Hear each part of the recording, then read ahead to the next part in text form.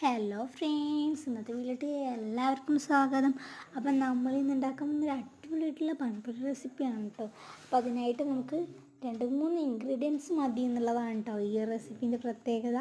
അപ്പോൾ ഇന്ന് എൻ്റെ രീതിയിൽ ഞാൻ ഉണ്ടാക്കുന്ന കേട്ടോ.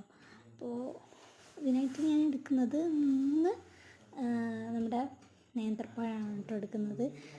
നമുക്ക് ആവശ്യാനുസരണം ഈ അളവ് കൂട്ടിയും കുറച്ചൊക്കെ എടുക്കാം ഫ്രണ്ട്സ്. അപ്പോൾ നമുക്കിതിന് വേണ്ട ഇൻഗ്രീഡിയൻസ് ഒക്കെ എന്തൊക്കെയാണെന്ന് നോക്കാം. അതിനായിട്ട് ഞാനിവിടെ 1 കപ്പ് മൈദയും അതിലേക്ക് കുറച്ച് മഞ്ഞൾപ്പൊടിയും അത് കളറിന് ആവശ്യമായിട്ടാണ് നമ്മൾ ചേർത്ത് കൊടുക്കുന്നത്. നമ്മുടെ പഴംപൊരിക്ക് നല്ലൊരു കളർ കിട്ടാനാണ്. ഞാൻ ഫുഡ് കളർ ഒന്നും ചേർത്ത് കൊടുക്കുന്നില്ല. പിന്നെ ആവശ്യാനുസരണം പഞ്ചസാര ചേർത്ത് കൊടുക്കാം. നമ്മുടെ പഴത്തിൻ്റെ മധുരത്തിനനുസരിച്ച് നമുക്കത് കൂട്ടിയും കുറച്ചൊക്കെ ഇരിക്കാം. ഞാൻ ഇവിടെ കുറച്ച് മാത്രമേ ചേർക്കുന്നുള്ളൂ കേട്ടോ. എന്നിട്ട് ഞാൻ 3 പഴമാണല്ലോ എടുക്കുന്നത്. അപ്പോൾ അതുകൊണ്ട് ചെറിയ പീസാക്കിയിട്ട് ഒരു പഴത്തിന് തന്നെ 2 കഷ്ണമാക്കും. എന്നിട്ട് അതിൻ്റെ തന്നെ പകുതി എടുത്തിട്ടാണ് ഞാൻ ചെയ്യുന്നത്. അപ്പോൾ നമുക്ക് കുറേ കിട്ടും. ഇത് നല്ല ടേസ്റ്റാണ് ചെറുതാകുമ്പോൾ കഴിക്കാനായിട്ട്.